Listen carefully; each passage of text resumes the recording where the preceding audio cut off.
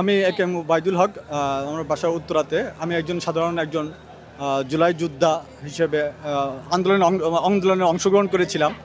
তো যাই হোক, আজকের এই দিনে অত্যন্ত আনন্দের দিন আমাদের জন্য, যারা শত হাজারের অধিক এবং 30,000-এর মতো অধিক আহত এবং নিহতদের ত্যাগের বিনিময়ে আজকের এই, এবং শুধু তাই না, সমগ্র বাংলাদেশের একটা অংশগ্রহণের মাধ্যমে আজকে যে বাংলাদেশ, একটা নতুন বাংলাদেশ আসছে। তো এটা আমরা অত্যন্ত আনন্দিত। আজকে এই স্বাধীনতা আমরা সারা বাংলাদেশের অধিক 98% মানুষ উপভোগ করতেছি। আমরা এখন এইটাই চাই যে আগামী এই ভবিষ্যতে যাতে এই ধরনের আত্মত্যাগ, এই ধরনের প্রাণহানি কোনো মা বাবার কুল যাতে আর কারো মানে খালি না হয়। কারণ যাদের খালি হয় তারাই বুঝে, যারা পলিটিশিয়ান তারা তো তাদের ছেলেমেয়েরা দেশের বাইরে থাকে, তারা বুঝবে না তাদের মর্ম কী। আমাদের সকলের শহীদ এবং আত্মের মধ্য দিয়ে আমরা যে অর্জন করি, ভবিষ্যতে যাতে করে এই ধরনের প্রাণহানির মতো ঘটনা না ঘটতে হয়। আগামী আমরা ন্যায্য বিচার চাই, দ্রুত বিচার চাই সমস্ত প্রকার অপরাধীদের, খুনিদের, এবং আগামী বাংলাদেশ দেখতে চাই একটি বৈষম্যহীন, দুর্নীতিমুক্ত, লুটপাট মুক্ত, আইনের সুশাসন বাস্তবায়ন। এই হচ্ছে যে আমার চাওয়া আর কি। হ্যাঁ, ধন্যবাদ। আমি ঢাকা ইউনিভার্সিটিতে আমি উত্তরাতে মেইনলি আন্দোলন করতাম সারাদিন। 3 আগস্ট আমরা ঢাকা ইউনিভার্সিটিতে ছিলাম। তারপর আপনার মিরপুরে ছিলাম, যখন প্রয়োজন পড়ছে মিরপুরে অংশগ্রহণ করছি।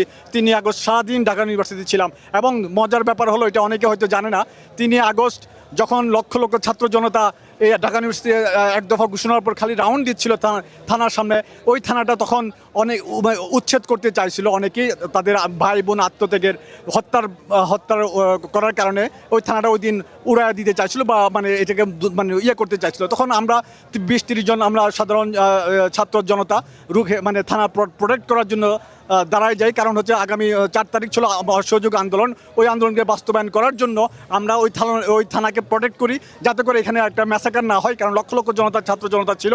আমরা 30 জন 2 স্তরে আমরা থানার সামনে দাঁড়ায় যাই, এবং থানাটাকে শেষ পর্যন্ত আমরা কোনো ধরনের ক্যাজুয়ালিটি করতে দেয়নি। আমি নিজে পুলিশদেরকে থানার ভিতরে ঢুকাই দিয়ে তাদেরকে তালা মেরে দিতে বলি, এবং এখানে সম্ভবত সময় টিভি সাক্ষাৎকার নিতে যাচ্ছিল, বা তাদেরকে নিতে দেওয়া হয়নি। পরে যমুনা টিভিকেও আসছিল, যমুনা ভিডিও করতে দেওয়া হয়নি। পরে আমি একসময় সন্ধ্যার ঠিক কিছুক্ষণ আগে আমি যমুনা টিভিকে ডেকে আমি এখানে ভিডিওটা করতে বলি, এবং বলি যে এটা আপনারা ছাত্র জনতা শাহবাগ থানাকে প্রোটেক্ট করতেছে, আপনারা সেটা পজিটিভ নিউজটা প্রচার করবেন। এবং আমাদের লক্ষ্য উদ্দেশ্য ছিল যে ওই দিন যদি আমরা থানার মধ্যে যেভাবে পানির বোতল, স্যান্ডেল, লাঠি টাঠি এইভাবে নিক্ষেপ করছিল, যদি এরা অবশ্যই তারা যেহেতু লক্ষ লক্ষ ছাত্র জনতা, তো এরা না পেরে যদি যখন তাদের উপরে জানমালের হুমকি দেওয়া হতো, তারা গুলি করতো এবং বড় ধরনের ম্যাসাকার হতো। যার কারণে আমরা ওই চিন্তা করে যে আগামী 4 তারিখ অসহযোগ আন্দোলনকে কেন্দ্র করে সফল করার জন্য আমরা এই ভূমিকাটা রাখছিলাম, যাতে করে ওই দিন, এবং আলহামদুলিল্লাহ ওই দিন কোনো দিন মানে সারা রাত পর্যন্ত ওখানে কোনো ক্যাজুয়ালিটি হয় নাই। ধন্যবাদ আপনাকে। আমরা একটা ভালো সুন্দর বাংলাদেশ চাই। এখন আমরা চাই, আমরা দ্রুত অপরাধীদের বিচার চাই, খুনিদের দ্রুত বিচার চাই, যারা বাইরে আছে তাদেরকে গ্রেফতার চাই, এবং সংস্কার চাই, সংস্কার চাই, এবং যারা দেশে বাইরে আছে তাদেরকেও বাংলাদেশে এনে ইন্টারপোলের মাধ্যমে তাদের মধ্যে